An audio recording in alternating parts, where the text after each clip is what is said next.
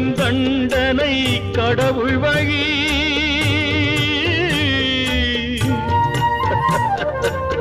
காதலின் தண்டனை கடவுள் வழி. கடவுளை தண்டிக்க என்ன வழி? இரண்டு மனம் வேண்டும்,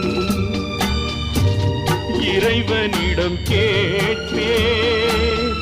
நினைத்து வாட ஒன்று, மறந்து வாழ ஒன்று.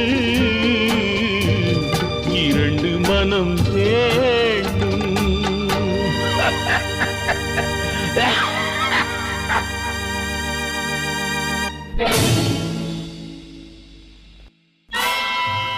லதா, குடிங்க.